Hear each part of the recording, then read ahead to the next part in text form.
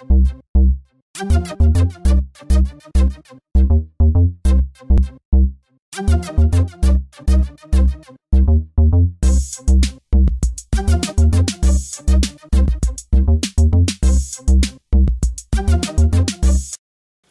est mon entrée de journal de bord du 11 septembre de moi, Nathan Liang.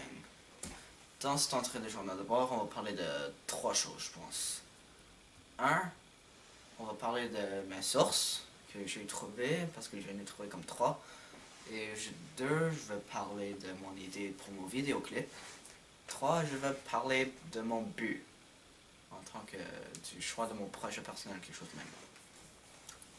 On va commencer par les sources.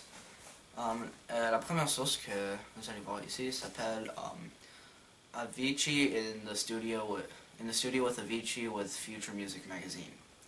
Alors, dans cette vidéo-là, on a vu Avicii, un de mes producteurs de musique préférés, qui est en train de créer un remix d'une chanson. Mais vraiment, un remix, c'est juste prendre les paroles de nos chansons puis créer une nouvelle chanson entière autour de cette vocale. Alors, ça c'était très intéressant parce que j'ai pu voir son processus créatif. En premier, il a décidé de trouver une mélodie qu'il avait déjà eue avant. Il a fait sa percussion. Puis après, il a tout arrangé. Il a mis tout dans la section qu'il devait aller. Puis après, il est allé dans chaque section. Il est allé faire des détails, arranger des affaires qui n'arrangeaient pas, qui ne faisaient pas bien. Alors, on a pu voir différentes techniques créatives et son processus créatif, et c'était très intéressant pour moi parce que moi je veux savoir comment est-ce que les professionnels font avec leur programme pour créer des médias comme la musique et du vidéo, et ça c'était très intéressant pour moi. Alors, voilà, on peut voir beaucoup de différentes techniques de musique, comme par exemple là tu devrais mettre une cymbale, là tu devrais mettre un effet push, le genre de même. Et ici, tu peux utiliser ce logiciel pour créer cet effet. Alors, c'est vraiment intéressant de le voir parce que j'ai vu des affaires comme lui aussi a ce problème d'organisation que moi j'ai, comme je peux voir des similarités entre moi et lui. Parce que lui aussi a eu ce plugin pour faire ce son, et moi aussi je l'utilise comme ça. Alors, c'est vraiment intéressant de voir comment il fait apprendre de nouvelles choses de quelqu'un qui est comme un professionnel, un de top dans l'industrie. Ma deuxième source, c'était How to Make White Noise in FL Studio. Vous allez voir, toutes mes sources vont être en anglais parce que les informations en français, c'est pas très commun dans ce sujet. Alors, je vais mettre un screenshot là. Puis, ce que ça fait, cette source-là, elle m'a appris comment faire genre une montée dans le derrière, dans le background. Comme si tu écoutes une chanson de pop, n'importe quoi, qui est relativement moderne, là, comme 2000 maintenant. Alors, si tu écoutes dans l'arrière-plan, tu vas entendre un genre de pshhh qui monte ou un pshhh qui descend. Alors, ça va être. Je vais probablement mettre dans l'arrière-plan comme maintenant, là, si j'en trouve, c'est pas que je n'en ai pas. Puis c'est vraiment intéressant parce que moi je l'ai essayé, la méthode, parce que c'était un tutorial, c'était une leçon. J'ai essayé la leçon, ça a vraiment bien fonctionné, je pense que je vais bien l'utiliser dans ma chanson. Alors ça c'était une très bonne source qui m'était très utile. En plus il y avait une vidéo dessus qui pouvait m'indiquer quoi faire de façon visuelle. Alors c'était très intéressant. Alors ma troisième source c'était How to Sidechain in FL Studio. Alors sidechain, je sais pas ce qu'est le mot en français. Je vais probablement mettre ici. Sidechain, c'est comment disons que tu as une ligne de basse qui va comme bodoum, bodoum, bodoum là, comme une basse là. Puis tu as une percussion, puis tu veux pas que ta ligne de basse couvre la percussion, alors tu vas sidechain la basse aux percussions. Alors ce que ça va faire, c'est que chaque fois que la percussion va avoir un beat, la ligne de basse va comme descendre en volume. Alors comme à chaque fois que tu aurais une ligne de basse qui a un volume de même, chaque fois que le beat frappe, ça va descendre de volume de même. Alors ça c'était très intéressant, ça a aussi bien fonctionné. Alors je vais bien utiliser ça parce que c'est une technique vraiment reconnue à travers l'industrie du techno et de la création de la musique électronique.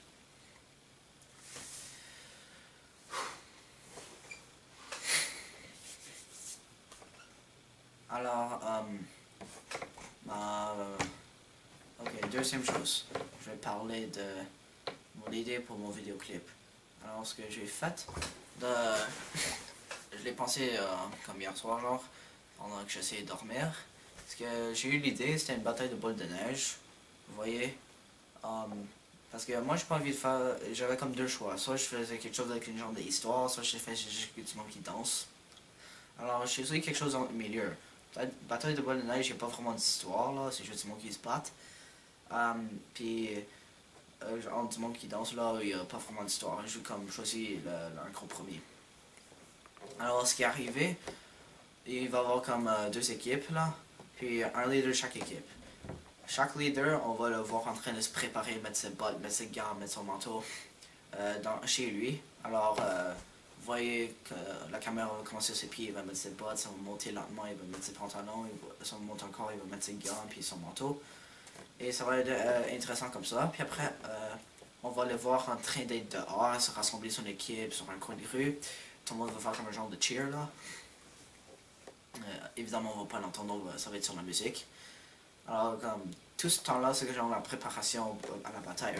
Alors, dans la musique, ça va être la préparation comme à la grosse finale. Mais comme pas finale, mais la partie du milieu où il y a un drop, et comme ça devient tout excité.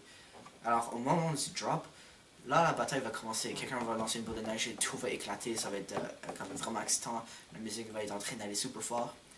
Et ça va être, tout va être comme super excité. Alors, ça va être bien. Alors, après la boule de neige, quelqu'un va se faire frapper dans la face. Il va tomber. La musique va devenir toute sombre, tout d'un coup, toute lente, toute douce.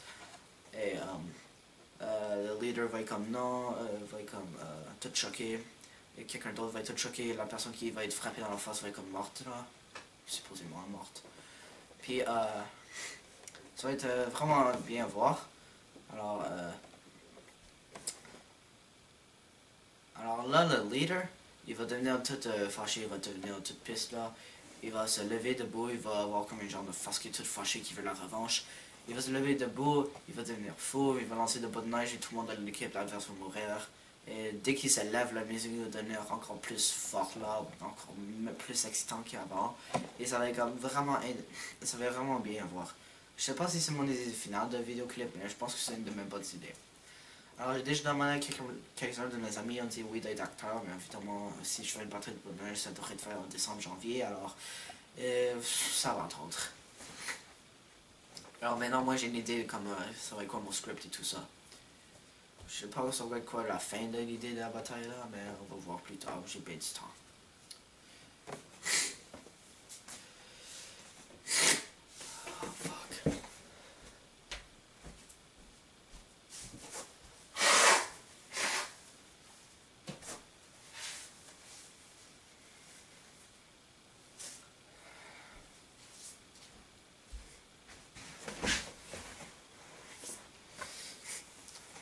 Ok, troisième chose.